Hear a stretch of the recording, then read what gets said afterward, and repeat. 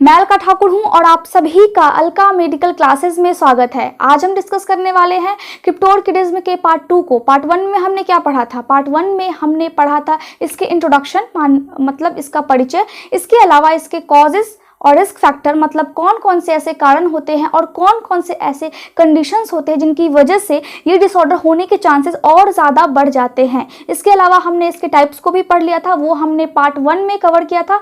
आज हम इसके पार्ट 2 को पढ़ेंगे, मतलब क्रिप्टोर्किडिज्म के पार्ट 2 में हम क्या क्या पढ़ेंगे। हम इसके क्लिनिकल मैनिफेस्टेशन, मतलब साइन और सिम्टम, क्या क्या लक्षण हमें देखने को मिलते हैं इस डिसऑर्डर में, इस समस्या में। इसके अलावा डायग्नोस्टिक इवैल्यूएशन, मतलब कौन कौन से ऐसे टेस्ट है जिनको डॉक्टर रिकमेंड करते हैं। इसके अलावा ट्रीटमेंट, इसका इलाज कैसा होता है, इसमें क्या करते हैं। ठीक है, तो आज के वीडियो में, आज के लेक्चर में हम इसी चीज को पढ़ने वाले हैं। पहले हम देख लेते हैं इसके क्लिनिकल मैनिफेस्टेशन को। ठीक है, मतलब साइन और सिम्टम आपको याद रखनी है। मैंने आपको बार बार बताया है कि क्लिनिकल मैनिफेस्टेशन ही आपको लिखनी है जब भी आपको लिखनी है तो। ठीक है, साइन और सिम्टम्स आपको नहीं लिखनी है। मेडिकल टर्म में क्या बोलते हैं साइन और सिम्टम्स को? Clinical manifestation.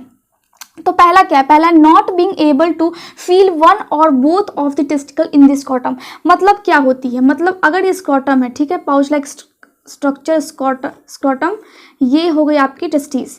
तो टेस्टिस में स्पर्म का निर्माण होता है। ठीक है, तो एक स्क्रॉटम में 2 टेस्टिस होती है, लेकिन जिस बच्चे में ये डिसऑर्डर होती है, अब क्रिप्टोर्किडिज्म क्या है मैं थोड़ा सा आपको बता देती हूँ। बच्चे में क्या होती है, बच्चा जब जन्म लेता है, मतलब जब 7वें और 8वें महीने में होता है एक माँ के गर्भ में, तो उसकी टेस्टिस की विकास हो जाती है। और टेस्टिस एब्डोमेन वाले एरिया, मतलब अगर यहाँ पे नाभि है तो ये यहाँ पे लंग्स है, ठीक है, मान लीजिए, और ये यहाँ से थाई है, तो ये जो एरिया है एब्डोमेन, ये जो एरिया है उसको बोलते हैं एब्डोमेन। तो इस एरिया से आकर के यहाँ पे स्क्रॉटम में टेस्टिस चली आती है 7वें और 8वें महीने में। अगर जन्म के समय में टेस्टिस यहाँ पे नहीं आ पाती है तो जब तक बच्चा 2 साल का होता है तब तक टेस्टिस को स्क्रॉटम में आ जानी चाहिए। लेकिन क्रिप्टोर्किडिज्म के कंडीशन में ऐसा नहीं होता है। क्या होता है? स्क्रॉटम गायब रहती है, या तो एक स्क्रॉटम गायब रहेगी या फिर दोनों गायब रह सकती है। ठीक है, उसको हम बोलते हैं क्रिप्टोर्किडिज्म। तो इसके सिम्टम्स हमें क्या देखने को मिलते हैं, इसके लक्षण क्या क्या होते हैं। अगर स्क्रॉटम गायब रहेगी यहाँ से, तो जाहिर सी बात है कि आपके बच्चे में अगर ये टेस्टिस गायब रहेगी तो टच करने से फील होगा कि ये टेस्टिस यहाँ स्क्रॉटम में नहीं है। ठीक है, या अगर एक टेस्टिस होगी तो आपको फील होगा, अगर दोनों गायब रहेगी तो भी आपको फील होगा, क्योंकि ये जो स्क्रॉटम है ये आपको खाली दिखेगा। अगर आप पाल्पेट करेंगे, पाल्पेट का मतलब होता है टच करना। ठीक है, टेस्टिस क्या होगी?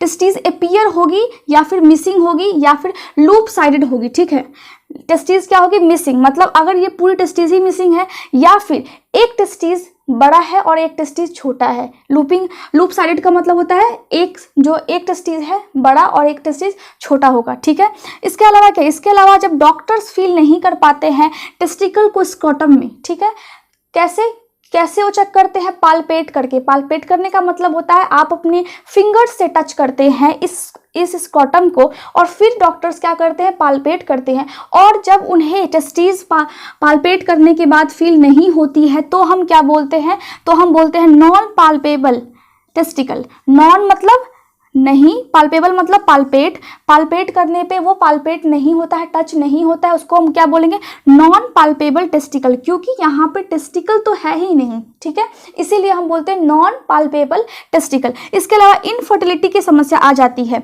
हम जानते हैं कि टेस्टिस में स्पर्म का निर्माण होता है जो रिप्रोडक्शन के लिए बहुत ज़्यादा ही इंपॉर्टेंट है। ठीक है, अगर एक पुरुष फादर बनता है तो उसके टेस्टिस में स्पर्म बननी चाहिए, उसके बाद ही वो फादर बनने के योग्य होता है। ठीक है, एबल होता है। तो अगर ये टेस्टिस नहीं होगी तो स्पर्म नहीं बनेगा, और जब स्पर्म नहीं होगा तो एक फीमेल फिर फर्टिलाइज नहीं हो पाएगी उस पुरुष से। ठीक है, तो ये समस्या आती है। टेस्टिकुलर कैंसर, अब इसका मतलब ये है कि अगर मान लीजिए ऐसी कंडीशन है जिसमें एक टेस्टिस मिसिंग है और एक थोड़ी छोटी है, ठीक है, तो क्या होगा? तो यहाँ पे कैंसर्स के डेवलपमेंट होने के चांसेस बहुत ज़्यादा बढ़ जाते हैं, लगभग 22 गुना बढ़ जाते हैं। चलिए अब हम इसके डायग्नोस्टिक इवैल्यूएशन को देख लेते हैं, मतलब कौन कौन से ऐसे टेस्ट है जो डॉक्टर्स आपको रिकमेंड करते हैं, किस कंडीशन में? क्रिप्टोर्किडिज्म की कंडीशन में। ठीक है, डायग्नोस्टिक इवैल्यूएशन को क्या बोलते हैं? टेस्ट, या फिर हम प्रोसीजर भी बोल सकते हैं। अब यहाँ पे जानने वाली ये बात है कि क्रिप्टोर्किडिज्म में क्या होती है, ये स्क्रॉटम है और इस पे टेस्टिस आनी चाहिए। ठीक है, बट टेस्टीज नहीं आ पाती है। तो डॉक्टर क्या करते हैं, तो डॉक्टर सबसे पहले पालपेट करते हैं, टच करके देखते हैं कि दोनों टेस्टीज प्रेजेंट है या फिर नहीं है। अगर 2 साल का बच्चा हो गया है और तब भी यहाँ पे टेस्टीज एक प्रेजेंट है या फिर दोनों प्रेजेंट नहीं है या फिर दोनों प्रेजेंट है बट एक छोटा एक बड़ा है, ऐसी कंडीशन है, तो उसमें क्या होती है, तो उसमें क्या करते हैं डॉक्टर्स, उसमें जो डॉक्टर्स होते हैं वो रेफर कर देते हैं उस बच्चे को किसके पास, पीडियाट्रिक यूरोलॉजिस्ट के पास, कुछ प्रोसीजर से गुजरने के लिए, कुछ टेस्ट करवाने के लिए। पीडियाट्रिक का मतलब होता है बच्चों का यूरोलॉजिस्ट, ठीक है।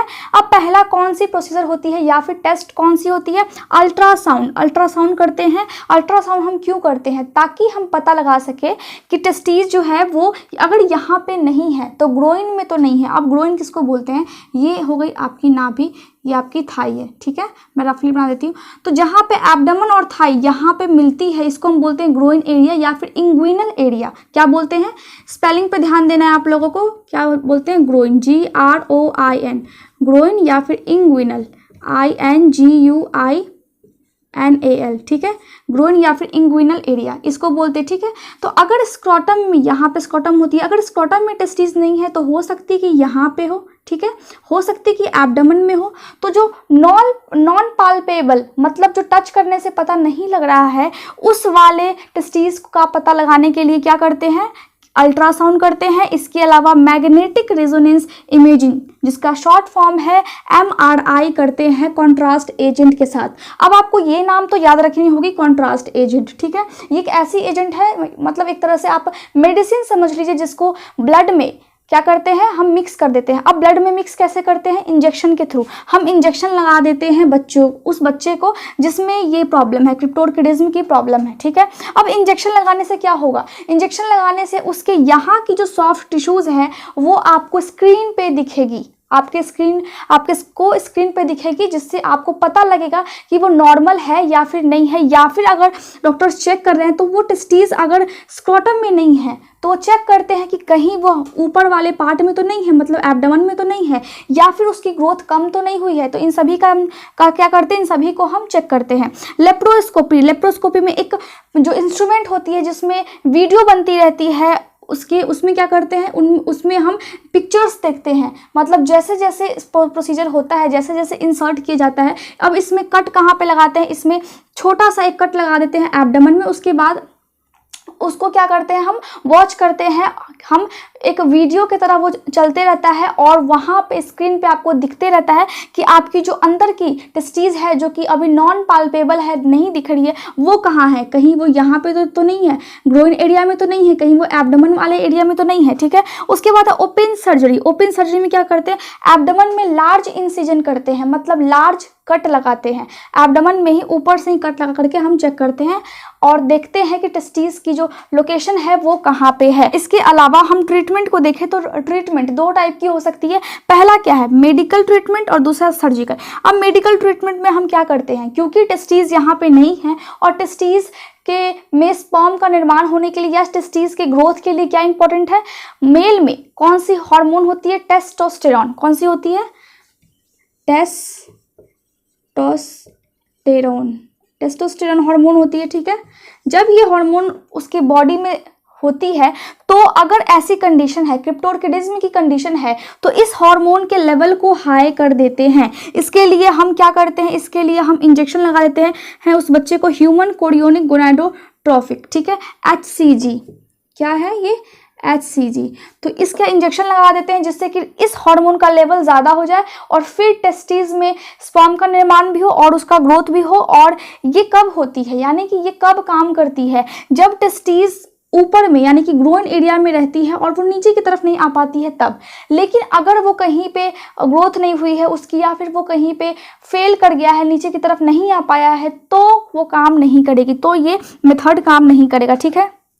दूसरा सर्जिकल, मतलब इसमें हम सर्जरी कर देते हैं, लेकिन ये भी सर्जरी बहुत टाइप की है, उतना डिटेल में हम नहीं जाएंगे।